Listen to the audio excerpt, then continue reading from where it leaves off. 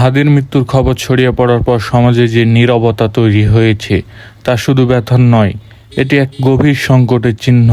সুশীল সমাজ সবসময় মানবাধিকার, ন্যায় বিচার আর নৈতিকতার কথা বলে, কিন্তু যখন বাস্তব অন্যায়ের সামনে দাঁড়াতে হয় তখন তাদের এই নীরবতা আমাদেরকে প্রশ্ন করতে শেখায়, তাদের ভূমিকা আসলে কোথায়।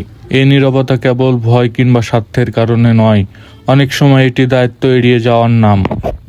একজন মানুষের মৃত্যু কখনো সাধারণ ঘটনা নয়, বিশেষ করে যখন সেই মৃত্যু অন্যায়, অবহেলা কিংবা নির্যাতনের ফল।